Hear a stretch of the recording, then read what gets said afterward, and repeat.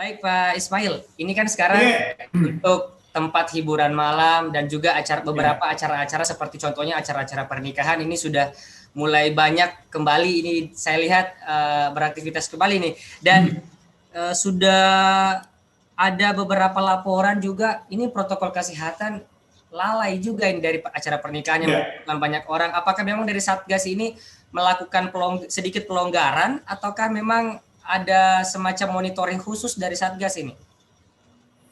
Iya, perlu diketahui ya bahwa kalau kita merujuk pada Perwali 53 tentang yang mengatur tentang acara pertemuan, di dalam itu kan diatur bagaimana acara itu di-manage ya.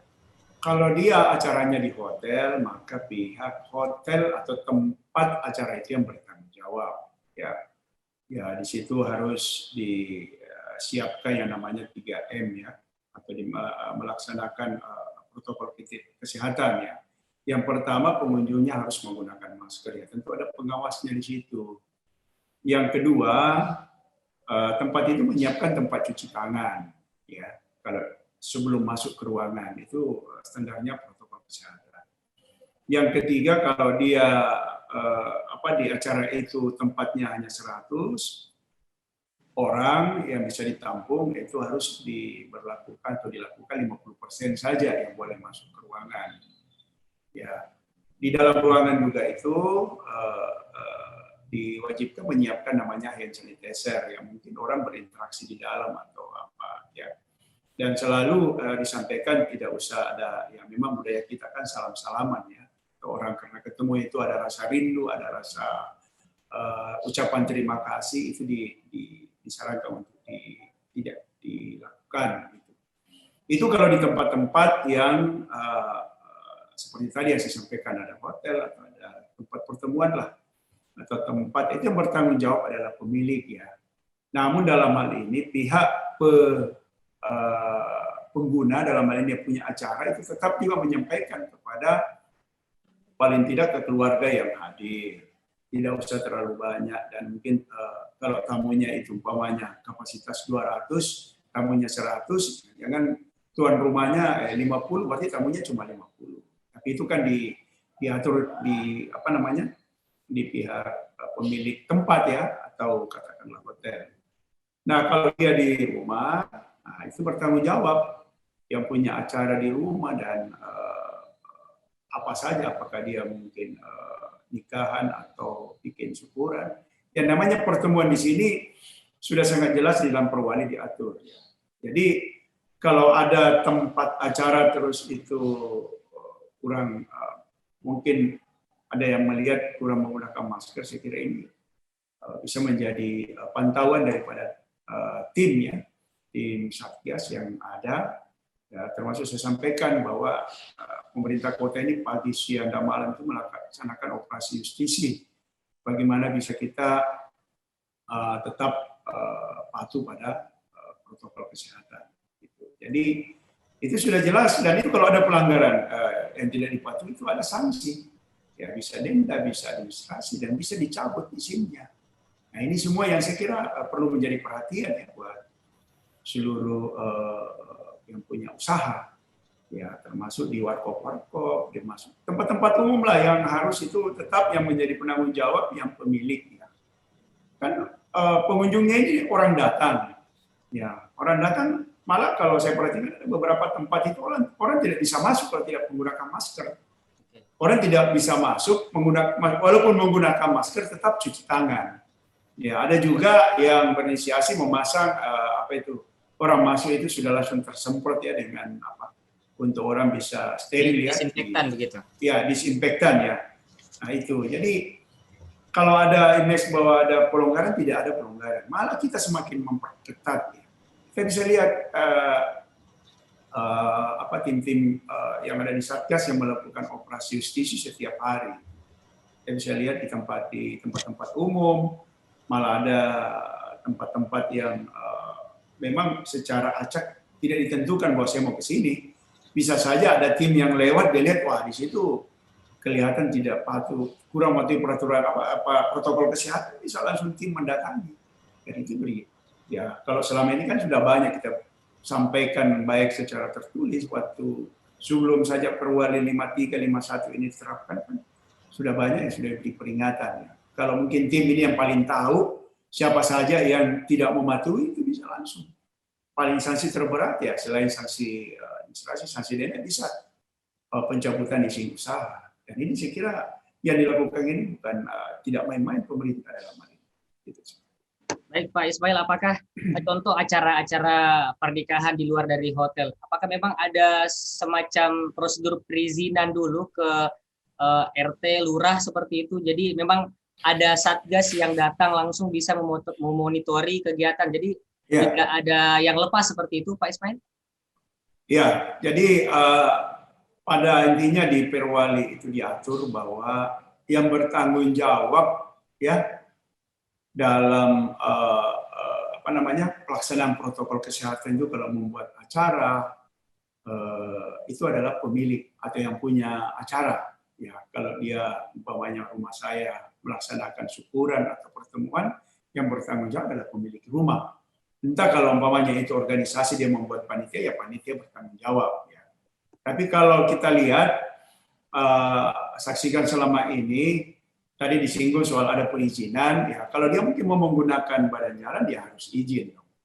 Umpamanya bangun tenda itu kan bisa mengganggu aktivitas arus lalu lintas, ya harus ada izin ya. Mungkin di situ sudah diterapkan bagaimana dia bisa mematuhi protokol kesehatan. Ya paling tidak itu dipantau nanti. Kalau umpamanya acaranya bisa menimbulkan kemacetan, mungkin akan ada tim di situ. Dan tentu ini akan melaporkan mulai dari kelurahan ya ke kecamatan. Dan ini semua saya kira tahapannya dan selalu kita sampaikan baik di media-media cetak, media elektronik itu bahwa setiap melaksanakan ya judulnya kan pertemuan, berarti pertemuan ada acara kan, ya. Nah, itu harus tetap patuh dan melaksanakan protokol kesehatan. Nah, itu yang masyarakat perlu ketahui. Jangan nanti sudah didatangi tim atau dikenakan sanksi baru menyatakan bahwa saya tidak pernah ketahui. Padahal selama ini kita sudah sampaikan, ya mulai dari tingkat kelurahan, RT RW itu Pak Lurahnya, Pak Camat disampaikan untuk tetap bisa mensosialisasikan yang Perwali baik 51 dan 53 tentang pengaturan bagaimana pemutusan mata rantai COVID-19 di Kota Makassar. Baik, terima kasih Pak Ismail. Saya kembali ke Saudari Rafika. Rafika, sebagai seorang mahasiswi yang memang mungkin saat-saat ini sudah mulai sering ke acara-acara pernikahan teman dan lain sebagainya. Dan jika kita perhatikan pada saat pemotretan pengambilan momen pada satu pesta pernikahan, biasanya kan banyak orang yang membuka masker. Nah, bagaimana pendapat Anda melihat kasus tersebut sebagai seorang wanita ya? Silakan. Ya, benar.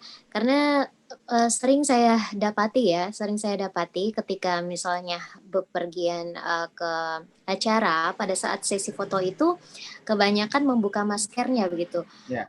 Beberapa saat sebelum sesi pemotretan itu. Nah, setelah pemotretan itu selesai, saya melihat mereka menggunakan kembali maskernya. Namun tidak dipungkiri memang ada saja orang yang lalai atau abai terhadap protokol kesehatan seperti menggunakan masker ini. Baik, Rafika, sejauh ini pada saat Anda ke acara-acara pesta pernikahan untuk jaga jarak dan lain sebagainya itu seringkah Anda melihat pelanggaran-pelanggaran protokol kesehatan? Saya lihat ya sejauh ini ketika saya ke pesta pernikahan itu sudah mulai mengikuti protokol kesehatan. Seperti mungkin kita tidak lagi mengambil makanan sendiri.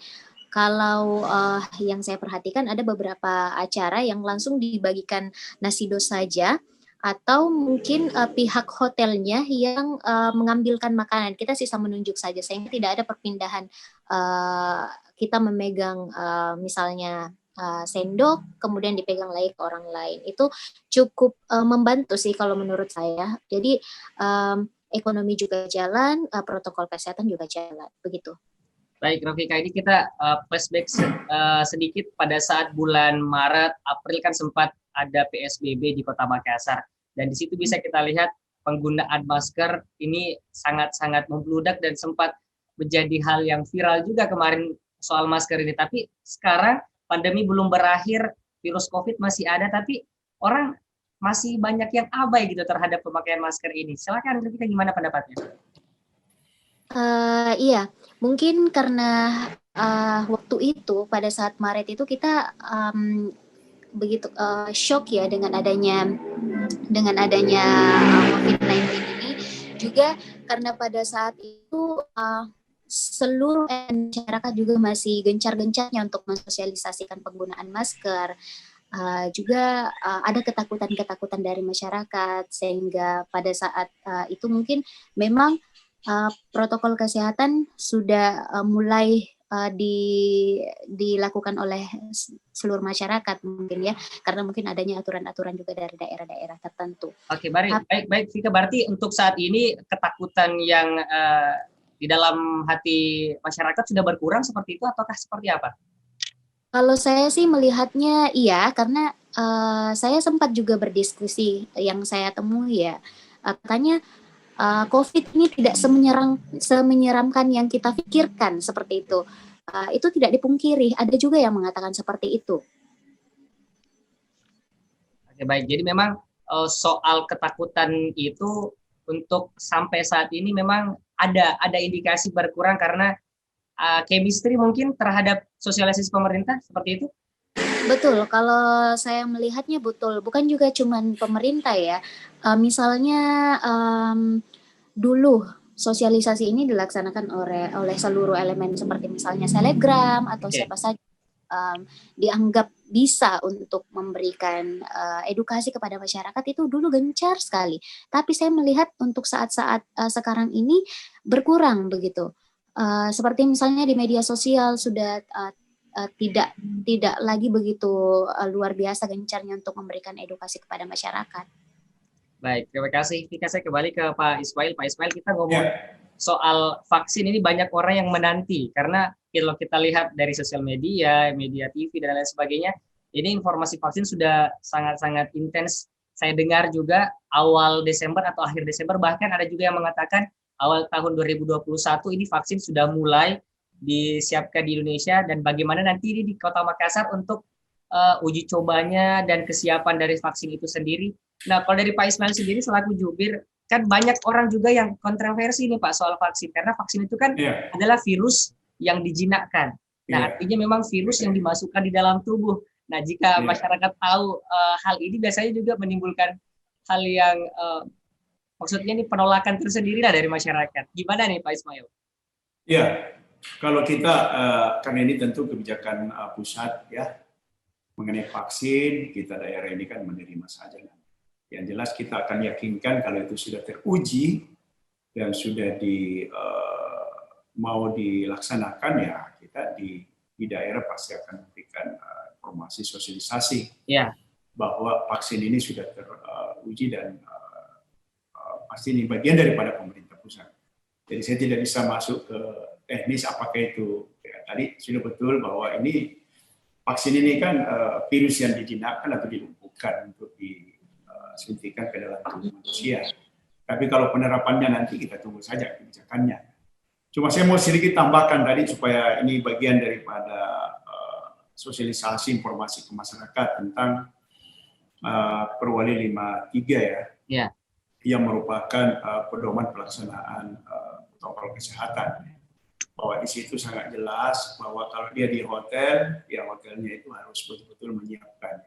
Kalau dia umpamanya ada acara, ya tadi memang ada beberapa hotel yang sudah memperlakukan atau tempat acara itu bisa prasmanan, tapi pengawasannya itu sangat ketat. Ya, saya pernah hadir di salah satu hotel itu yang melayani, jadi orang tidak ambil sendiri lagi makanan, tapi dia ditaruh di meja atau dia diberikan, ya, sudah di-pack, sudah diisi makanannya, itu tinggal pilih mau makan yang mana.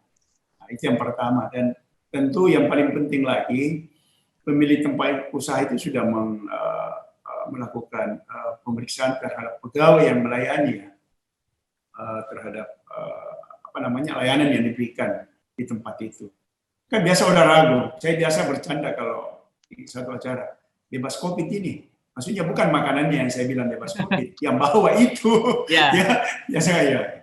Nah, terus yang lain lagi, tempat acara itu memang sudah diwajibkan, itu setiap beberapa menit, 5-10 menit, itu selalu diumumkan bahwa para tamu atau para hadirin untuk tetap menggunakan masker. Itu standar-standar COVID yang diatur dalam Perwali. Ya, pengelola atau penyelenggara itu secara wajib menggelar simulasi pelaksanaan protokol. Jadi tempat acara itu atau hotel yang mau melaksanakan atau pertemuan itu sudah harus melakukan semacam simulasi Itu semua. Jadi kalau ada yang buat acara baru itu tidak lakukan, berarti hotelnya tidak melaksanakan protokol kesehatan. Kenapa? Karena orang-orang yang bekerja, pegawai atau karyawan yang ada di hotel itu kita kan tidak bisa saja kemarin dia sehat, hari ini dia melayani kita, makanya tempat acara itu harus melakukan screening betul Apalagi hotelnya sanksinya nyampe 20 juta gitu ya Pak Ismail. Oh iya, jadi kalau dia tidak mematuhi itu 20 juta. Dan itu tempat juga bisa dicabut izinnya Nah itu antara lain yang poin-poin penting dan saya kira tadi adinda saya Rafika katakan bahwa saat ini kelihatan agak kendor dari sosialisasi. Saya kira kita bisa lihat aktivitas pemerintah kota dan memang sosialisasi daripada bagaimana pengendalian atau pemutusan rantai COVID-19 ini kan bukan hanya kota. Kita bisa lihat di TV-TV nasional itu setiap beberapa saat iklan-iklan itu muncul itu. Bagaimana orang bisa terhindar. Dan kemarin dapat ilmunya Prof. Ridwan bahwa vaksin yang paling ampuh buat kita adalah vaksin perilaku. Perilakunya itu maskernya, walaupun itu biasa orang bilang protokol kesehatan. Kalau tidak penting, ngapain pergi berkerumun atau di tempat-tempat yang kita tidak yakinkan bahwa orang-orang yang kita datangi ini atau orang yang berinteraksi sama kita ini tidak terpapar COVID. Mending nggak kita menghindari. Dan yang paling penting, pulang di rumah, karena kita tentu punya keluarga di rumah, punya anak, mungkin ada yang sudah punya lebih dari keluarga yang ada, pokoknya semua istri, ada anaknya, ada mungkin keluarganya yang tinggal. Untuk menghindari itu jangan lupa cuci tangan dan kalau perlu mandi dulu atau membersihkan diri baru berinteraksi dengan keluarga. Karena kita tidak yakin ini dari luar rumah bisa saja kita tidak sadari kita singgah di mana tiba-tiba berinteraksi sama orang. Itu saya kira hal yang nyata termasuk penting saya sampaikan yang saya lakukan setiap hari. Biasa saya bilang dengar-dengar orang tua kita jangkit mandi tengah malam, jangkit mandi kalau sudah lewat maghrib. Saat ini pertimbangan saya mau sehat. Dan tentu kalau kita lakukan itu, yakinkan tubuh kita, motivasi tubuh kita bahwa saya mandi untuk kebersihan dan sehat. Itu yang paling penting. Dan itu saya kira bagian daripada vaksin perilaku yang harus kita sama-sama lakukan. Dan jangan kendor. Kalau ada Rafika bilang sosialisasi, saya kira saat ini kita tetap gencar melakukannya, khususnya di Kota Makassar ini. Termasuk ada operasi justisi, itu selain menegakkan Perwali, menyampaikan juga, karena masker itu menjadi salah satu benteng untuk setiap orang terhindar dari COVID-19. Saya kira itu. Baik, intinya bukan seberapa takut Anda terhadap COVID, tapi seberapa cinta Anda terhadap kesehatan cinta Anda, terhadap diri dan keluarga. Oke, baik, saya kembali ke Vika. Vika, adakah harapan yang ingin disampaikan ini karena ini sudah ada Pak Ismail juga selaku jubir. Ini kalau melihat nanti vaksin menimbulkan kontroversi lagi, jangankan vaksin, untuk rapid test saja, swab test saja, ini masyarakat susah sekali ini untuk diajak seperti itu. Silakan Vika. Iya, harapan saya kepada pemerintah tentu pada saat nanti vaksin betul-betul sudah ada di Indonesia, khususnya di Kota Makassar, kita pilih siapa yang betul-betul yang pertama yang akan kita kasih vaksin itu, misalnya tenaga kesehatan mungkin, ataukah tenaga pendidik, atau TNI Polri. Memang kita yang betul-betul memungkinkan, yang betul-betul mungkin saja akan kemungkinan terinfeksi virus ini besar begitu kemungkinannya. Itu saran saya sih sejauh ini.